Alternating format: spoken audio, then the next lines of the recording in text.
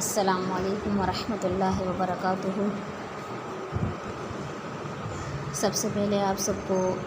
میری طرف سے بہت زیادہ عید مبارک۔ امید ہے آپ سب کی عید بہت اچھی گزری ہوگی۔ اللہ تعالیٰ آپ سب کو ایمان کی اچھی حالتوں میں رکھے۔ انشاءاللہ ہم آغاز کریں گے آگے جو ہم نے چھوڑ دیا تھا۔ بیچ میں رمضان بھی تھا اور میری کچھ مصروفیت کی وجہ سے رمضانوں میں کچھ زیادہ مصروفیت تھی، تو اس وجہ سے میں زیادہ سبق نہیں سینڈ کر پاتی تھی۔ تو انشاءاللہ اب ہم زیادہ وہ کیا کریں گے، پڑھا کریں گے، اور امید کرتی ہوں کہ آپ سب کو سمجھ میں بھی آئے اور آگے ہم پڑھیں گے انشاءاللہ۔ تو کوشش ہے کہ جو چیز میں آپ لوگوں کو سمجھاؤں وہ آپ کے ذہن میں بیٹھ جائے، اور کسی بھی قسم کا اشکال ہو ذہن میں، کوئی بھی اس طرح کا سوال ہو تو آپ بے شک مجھ سے پوچھ سکتے ہیں، کیونکہ قرآن اور حدیث ایک ایسی چیز ہے جو انسان خود سے نہیں بیان کرتا۔ وہ قرآن جو ہم بیان کرتے ہیں یا کوئی اور علماء بھی بیان کرتے ہیں، تو ہم قرآن کے وہی الفاظ بیان کرتے ہیں جو اللہ تعالیٰ نے نازل فرمائے آپ صلی اللہ علیہ وسلم پر، اور ان کے ذریعے سے یہ دین ہم تک پہنچا۔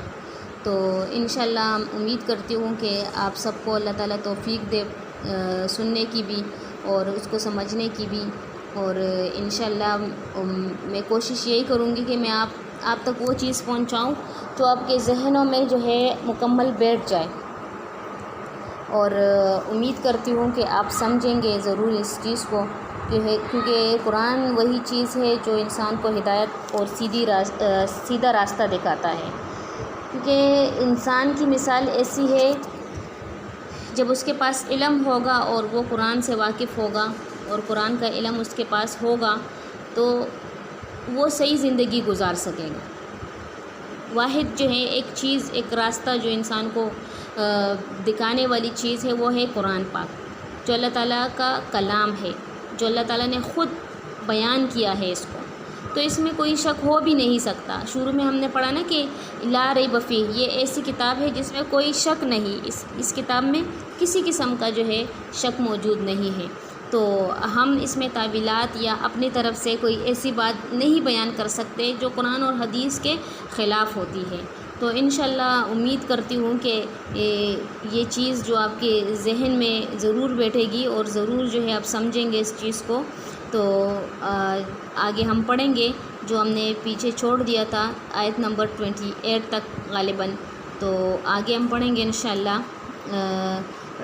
نحمدہ ونصلی علی رسولہ الکریم، اما بعد، فاعوذ باللہ من الشیطان الرجیم، بسم اللہ الرحمن الرحیم۔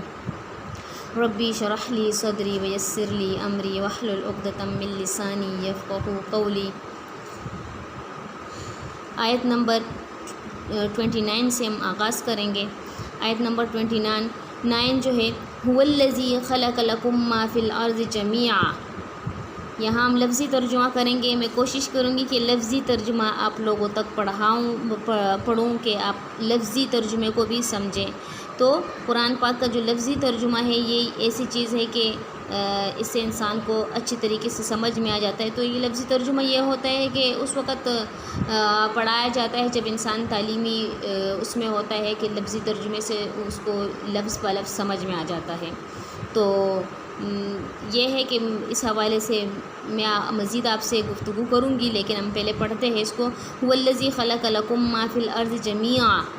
اللہ وہ ذات ہے، یعنی هو الذی وہ ذات، خلقہ جس نے پیدا کیا، لکم تمہارے لیے، ما فی الارض جمیعا وہ کچھ جو کچھ زمین میں ہے سب کے سب، یعنی سب کچھ اللہ تعالیٰ نے پیدا کیا، یعنی جو بھی کچھ ہے، اناج ہے، اس کے علاوہ اور بھی اللہ تعالیٰ کی تخلیق اگر دیکھا جائے تو سمندر کو دیکھ کے سمندر سے ہم تازہ مچھلیاں، تازہ خوراک ہم حاصل کرتے ہیں، اسی طرح جو ہے باقی جانور جو حلال جانور اللہ تعالیٰ نے ہمارے لیے، تو یہ سب اللہ تعالیٰ کی تخلیق ہے۔ یہ اللہ تعالیٰ نے فرمایا کہ میں نے سب کچھ تمہارے لیے پیدا کیا۔ ثم استوى إلى السماء فسواهن 7 سماوات، پھر مستوی ہو گیا، ثم استوى، پھر اللہ تعالیٰ نے جو ہے ثم استوى پھر برابر کیے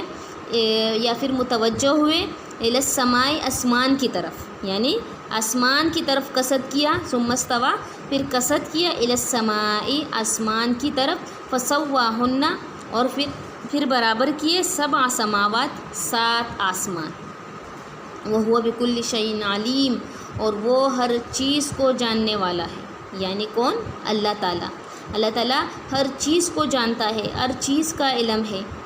یہاں تک کہ انسان جو کچھ سوچتا ہے، جو کچھ جو ہے اس کے دل میں خیال آتا ہے، اللہ تعالیٰ اس کو جانتا ہے۔ اکثر جو ہے لوگ کوئی گناہ کرتا ہے کوئی بندہ، تو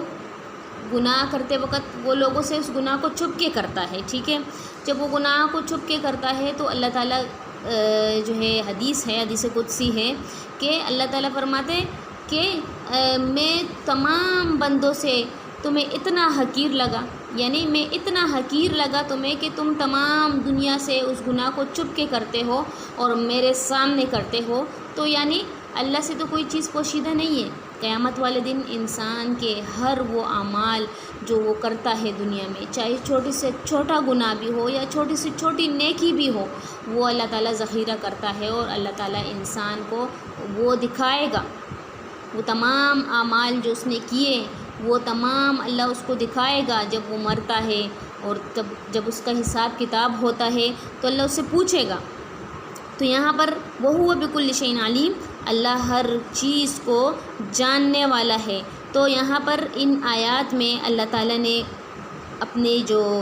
تخلیق ہے، آسمان کی تخلیق اللہ تعالیٰ نے بیان فرمائی کہ میں نے آسمانوں کو جو ہے بنایا، اور اس کے بعد جو ہے وہ اللہ تعالیٰ عرش پر جو ہے قائم ہوا،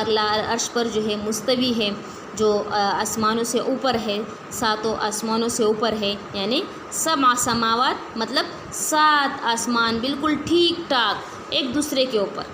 یعنی اگر ہم آسمان کی طرف دیکھیں تو اس میں کوئی عیب نظر نہیں آئے گا، کوئی سوراخ نظر نہیں آئے گا۔ کیوں؟ کیونکہ یہ اللہ کی تخلیق ہے، اور اللہ کی تخلیق میں کبھی کوئی عیب نہیں ہوتا۔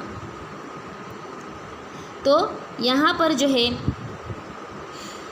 یہاں پر اس سے استدلال کیا گیا نا کہ ان آیات میں کہ زمین کی اشیاء کی جو ہوتی ہے مخلوقہ کے لیے، یعنی جتنے بھی مخلوق ہے ان کے لیے، یہ اس کی پیداوار جتنی بھی ہے زمین میں، وہ سب کچھ انسان کے لیے، جو جتنی بھی مخلوق ہے اس کے لیے، صرف انسانوں کے لیے نہیں، جتنی بھی مخلوقات ہیں سب کے لیے اللہ تعالیٰ ان چیزوں کو جو ہے بنایا ہے۔ اس کے علاوہ جو ہے پھر بعض جو ہے سلف امت یعنی اس بات پر کہتے ہیں کہ اس کا ترجمہ یعنی پھر آسمان کی طرف چڑھ گیا، یعنی اللہ تعالیٰ آسمان کی طرف اوپر چڑھ گیا، یعنی کس طرح؟ یعنی 7 آسمان بنانے کے بعد اللہ آسمانوں کی طرف چڑھ گیا، تو اللہ تعالیٰ کا آسمانوں کے اوپر عرش پر چڑھنا اور خاص مواقع پر آسمانی دنیا پر نزول اللہ کی صفات میں سے ہے، یعنی اللہ تعالیٰ کا آسمانوں کے اوپر چڑھنا یعنی عرش کے اوپر، اللہ تعالیٰ کا عرش جو ہے 7 آسمانوں سے اوپر ہے۔ اور پھر اللہ تعالیٰ جو ہے جب انسان تہجد کا ٹائم ہوتا ہے، حدیث میں نا کہ اللہ تعالیٰ نے فرمایا کہ جب تہجد کا ٹائم ہوتا ہے تو میں دنیاوی آسمان ہمیں نظر آتا ہے، اس آسمان پر اللہ تعالیٰ اتر کے آتا ہے اور بندوں سے کہتا ہے کہ کوئی میرا بندہ ہے جو مجھ سے رزق مانگے، جو مجھ سے کچھ مانگے اور میں اس کو دوں۔ تو اس وقت جو ہے تہجد کے ٹائم یہ حدیث سے ثابت ہے کہ اللہ تعالیٰ جو ہے اترتا ہے کس میں؟ یعنی دنیاوی جو آسمان جو ہمیں نظر آتا ہے۔ تو یہ اللہ تعالیٰ کی صفت خاص ہے، یہ اللہ کی صفت میں سے جن پر اسی طرح بغیر تعویل کے ایمان رکھنا ضروری ہے۔ تعویل کرنا کیوں اللہ آسمان سے اوپر اترتا ہے؟ کہاں سے جو ہے نا یہ بات وہ ہے، بس اللہ نے فرما دیا کہ میں آسمانوں کی طرف آتا ہوں، اور جو ہے اس دنیاوی آسمان کی طرف کوئی میرا بندہ ہے جو مجھ سے مانگے میں اس کو دوں، کوئی میرا بندہ ہے مجھ سے رزق مانگتا ہے تو میں اس کو دوں۔ تو یہ کیا ہے کہ یہ اللہ تعالیٰ کی جو ہے ایک خاص صفت ہے، اس میں ہم تعویل نہیں کر سکتے۔ اور تعویل کہتے ہیں کہ مزید باتیں کرنا، اچھا تو آسمان سے یہاں پر آسمانوں پر اللہ تعالیٰ کا نزول ہوا ہے، اللہ تعالیٰ آتا ہے اس آسمان پر، کیسے آتا ہے، کس طرح آتا ہے، اس میں ہم تعویل نہیں کر سکتے۔ وہ اللہ تعالیٰ کی شان کے ساتھ جیسے بھی لائق ہے، وہ جس طرح بھی چاہے وہ آ سکتا ہے، کیونکہ اللہ تعالیٰ کے لیے کچھ بھی مشکل نہیں ہے۔ تو جس طرح قرآن یا احادیث میں بیان کی گئی واضح یہ باتیں ہیں کہ بھئی ہاں اللہ تعالیٰ دنیاوی آسمان کی طرف اتر کے آتا ہے، تو ہم یہ نہیں کہہ سکتے ہیں کہ اللہ تعالیٰ دنیاوی آسمان کی طرف نہیں آ سکتا۔ تو یہ چیز ہے جو ہم تعویلات سے اس بارے میں بچنا چاہیے کہ یہ تعویلات کرنا یا اپنی طرف سے باتیں کرنا، قرآن اور حدیث سے جو چیز ثابت ہے ہم اس پر عمل کریں گے، اس سے زیادہ ہم کچھ بولیں گے یا بات کریں گے تو یہ بدعت ہے، اور ہر بدعت کیا ہے؟ گمراہی ہے، اور ہر گمراہی انسان کو آگ کی طرف لے جاتی ہے۔ تو اسی طرح ہم آیت نمبر 30 جو ہے وَإِذْ قَالَ رَبُّكَ لِلْمَلَائِكَةِ إِنِّي جَاعِلٌ فِي الْأَرْضِ خلیفہ، یہاں پر اللہ تعالیٰ نے جو ہے آدم علیہ السلام کی تخلیق کا تذکرہ فرمایا ہے کہ آدم علیہ السلام کی تخلیق کیسے ہوئی۔ تو یہاں پر وَإِذْ قَالَ رَبُّكَ لِلْمَلَائِكَةِ إِنِّي جَاعِلٌ فِي الْأَرْضِ خلیفہ، اور جب کہا رب کا تیرے رب نے، انی کہ بے شک میں جاعل بنانے والا ہوں، فی الارض زمین میں، خلیفتاً ایک خلیفہ۔ یہاں پر خلیفہ سے مراد ایسی قوم ہے جو ایک دوسرے کے بعد آئے گی، اور یہ کہنا کہ انسان اس دنیا میں اللہ تعالیٰ کا خلیفہ اور نائب ہے تو یہ بات بالکل غلط ہے کہ اللہ کا کوئی بھی ایک بندہ یا کوئی بھی انسان اللہ کا کوئی نائب ہے یا کوئی خلیفہ ہے تو یہ غلط ہے۔ اللہ تعالیٰ نے یہاں پر ایک پیشوا مقرر کیا، اور یہاں پر یہ کب کی بات ہے؟ جب اللہ تعالیٰ نے انسانوں کو آباد نہیں کیا تھا، اس سے پہلے جن آباد تھے۔ تو یہاں پر خلیفہ بنانے کا مقصد کیا تھا؟ اللہ تعالیٰ نے ایک خاص چیز کو ذکر فرمائے، تو آگے ہم پڑھیں گے قالوا اتجعل فیہا من یفسد فیہا ویسفک الدماء ونحن نسبح بحمدک ونقدس لک قال انی اعلم ما لا تعلمون۔ تو کس نے کہا؟ یعنی فرشتوں نے کہا اتجعل فیہا، آیا تو بنائے گا یا آپ بنائے گی فیہا اس دنیا میں، من یفسد یعنی ایسے لوگوں کو بنائے گا یا ایسے لوگوں کو آباد کرے گا جو فساد کرے گا اس میں، یعنی اس دنیا میں، ویسفک الدماء اور ایک دوسرے کا خون بہائے گا، ونحن نسبح اور ہم تسبیح بیان کرتے ہیں، بحمدک تیرے حمد کے ساتھ، تیری تعریف کے ساتھ، ونقدس اور پاکی بیان کرتے ہیں لکا تیرے لیے، قال انی اعلم ما لا تعلمون، تو اللہ نے کہا انی بے شک میں عالم زیادہ جانتا ہوں، ما لا تعلمون جو تم نہیں جانتے۔ تو یہاں پر فرشتوں نے کیا کہا؟ یعنی فرشتوں سے کس کو کہا جاتا ہے؟ سب سے پہلے میں آپ کو فرشتوں کی وضاحت کروں کہ فرشتے اللہ تعالیٰ کی نوری مخلوق ہیں، یہ اللہ تعالیٰ کی نوری مخلوق ہے جو اللہ تعالیٰ کی نور سے پیدا کی گئی، جس کا مسکن آسمان ہے، یعنی جو ملائک جو فرشتے ہیں ان کا مسکن آسمان ہے، جو اوامر الہی کے بجا لانے اور اس کی تمہید و تقدیس میں مصروف رہتے ہیں۔ ان کا کام ہوتا ہے اللہ تعالیٰ نے جو حکم دیا وہ اللہ کا اس حکم کو پورا کرتے ہیں، جو فرشتے ہیں اللہ تعالیٰ کے اس حکم کو پورا کرتے ہیں، اور اس کے علاوہ اللہ تعالیٰ کی جو ہے تعریف بیان کرتے ہیں، اللہ تعالیٰ کے لیے جو ہے وہ سجدے کرتے ہیں، اللہ تعالیٰ کی عبادات کرتے ہیں، تو وہ نوری مخلوق ہے اللہ تعالیٰ کی، تو اس کے کسی حکم سے سرتابی نہیں کرتے، کبھی انہوں نے اللہ کی کسی حکم سے انکار نہیں کیا۔ تو یہاں پر بھی اس آیات میں اللہ تعالیٰ نے کیا فرمایا ان کو؟ جب اللہ نے کہا نا کہ میں ایک پیشوا بنانا چاہتا ہوں، ایک خلیفہ بنانا چاہتا ہوں زمین میں، ایک ایسی مخلوق کو آباد کرنا چاہتا ہوں جو ہے زمین میں وہ ہوں گے، تو یہاں پر جب فرشتوں کو اللہ تعالیٰ نے حکم دیا نا، تو فرشتوں کا یہ کہنا، یہ نہیں کہنا، یہ فرشتوں نے کہا نا کہ کیا زمین میں آپ ایسے لوگوں کو آباد کریں گے جو فساد کریں گے زمین میں اور ایک دوسرے کا خون بہائیں گے، تو فرشتوں کا مقصد یہ نہیں تھا کہ ان کا حسد تھا انسانوں سے یا جو ہے ان سے کوئی حسد کی بنا پر انہوں نے اعتراض کیا تھا۔ فرشتوں کا مطلب یہ نہیں تھا کہ انہوں نے انسانوں سے حسد کی وجہ سے یہ بات کہی کہ آپ ایسے لوگوں کو آباد کرو گے جو فساد کریں گے زمین میں، بلکہ اس کی حقیقت اور حکمت معلوم کرنے کی غرض سے تھا کہ اللہ تعالیٰ نے اس کے حکمت وہ کرنے کے لیے ان کو ظاہر کیا کہ ان کی حکمت کیا ہے اس آیات میں۔ اس وجہ سے انہوں نے یہ پوچھا تھا کہ ان انسانوں کو پیدا کرنے کی حکمت کیا ہے، فرشتوں نے اس لیے یہ سوال کیا تھا۔ تو کیا ہے کہ اس مخلوق کے پیدا کرنے میں کیا حکمت ہے، جبکہ ان میں کچھ ایسے لوگ بھی ہوں گے جو فساد پھیلائیں گے اور خون ریزی کریں گے، تو انہوں نے یہ اس وجہ سے نہیں کہا تھا کہ ان کے پاس علم غیب تھا۔ اگر مقصود یہ ہے کہ تیری عبادت ہو تو اس کام کے لیے ہم تو موجود ہیں، یعنی اگر اللہ نے فرشتوں سے یہ بھی جو ہے نا، فرشتوں نے اللہ سے کہا نا، اللہ اگر آپ اپنی عبادت کے لیے پیدا کرنا چاہتے ہیں اس مخلوق کو تو ہم تو موجود ہیں، ہم دن رات تیری عبادت کرتے ہیں، تیری تسبیح بیان کرتے ہیں، تو آپ اس مخلوق کو آباد کریں گے تو اس میں مقصد کیا ہے، حکمت کیا ہے، اس وجہ سے انہوں نے یہ بات پوچھی تھی۔ ہاں تو ہم سے وہ فرشتوں نے یہ بھی کہا کہ ہم سے تو وہ خطرات بھی جو ظاہر نہیں ہوں گی، مطلب جو شرک کرنا، اس کے علاوہ مزید گناہ کرنا جو مخلوق کے اندر ہوں گی۔ تو اللہ تعالیٰ نے فرمایا میں وہ مصلحت یعنی وہ مصلحت جانتا ہوں جو تم نہیں جانتے۔ اللہ نے بتایا نا کہ اللہ قال انی اعلم ما لا تعلمون، میں تو وہ مصلحت وہ جانتا ہوں جو تم نہیں جانتے۔ یعنی اللہ تعالیٰ کی ہر کام میں کوئی نہ کوئی مصلحت ہوتی ہے۔ بعض اوقات ہم کہتے ہیں نا کہ ہمارے ساتھ برا ہوا یا جو ہے ہمارے ساتھ یہ کام اس طرح نہیں ہونا چاہیے تھا، تو ہر کام میں اللہ تعالیٰ کی کوئی نہ کوئی مصلحت ہوتی ہے۔ بعد میں اس مصلحت کا انسان کو اندازہ ہو جاتا ہے جب وہ وقت آتا ہے اور وقت گزر جاتا ہے، تو اس مصلحت کو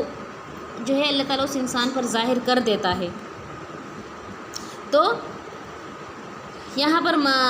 فرشتوں نے جب یہ کہا نا کہ آپ ایسی مخلوق کو آباد کریں گے جو فساد کریں گے، تو اللہ نے پھر کہا نا کہ میں ایسے لوگوں کو آباد کروں گا جو فرشتوں نے کہا کہ وہ فساد وغیرہ کریں گے، تو اللہ نے کہا کہ تم میری حکمت کو، میری مصلحت کو نہیں جانتے۔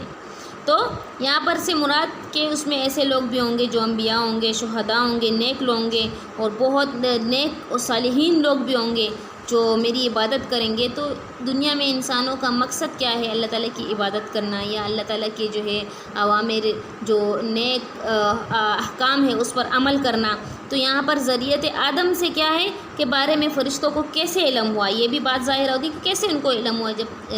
فرشتوں کو اس بات کا علم کیسے ہوا کہ آدم علیہ السلام کی جو اولاد ہوگی وہ فساد کریں گی۔ تو اس کا اندازہ انہوں نے انسانی مخلوق سے پہلے مخلوق کی اعمال یا کسی اور طریقے سے کر لیا ہوگا۔ یعنی کیا تھا؟ پہلے جنات آباد تھے، جو مخلوق اور تھی جنات تھے جو بھی، تو وہ خون ریزی، فساد، جھگڑے ان کا یہی معمول تھا، وہ یہ کام کیا کرتے تھے۔ تو جس کی وجہ سے جو ہے انہوں نے یہ بات کہی کہ یہ مخلوق جب ہوں گی وہ بھی اس طرح فساد کریں گے اور وہ اس طرح کی جو ہے لڑائی جھگڑے کریں گے۔ تو یہ نہیں کہ ان کے پاس علم غیب تھا کہ انہوں نے اللہ سے کہا کہ جو انسان پیدا ہوں گے، تو یعنی علم غیب صرف اللہ کے پاس ہے، اللہ کے علاوہ علم غیب کسی انسان کے پاس نہیں۔ ہم یہ نہیں کہہ سکتے کہ فلاں بندے کے پاس کل کا علم ہے، وہ ہمیں بتائے گا کہ ہمارے ساتھ کل کیا ہونے والا ہے۔ تو یہ بالکل غلط بات ہے۔ یہ جو ہے علم نجوم اور اس کے علاوہ مزید جو ایسے قسم کے جو ہے ہوتے ہیں، تو یہ بہت ایسی بات ہے جو اللہ تعالیٰ کے ساتھ جو ہے تخلیق میں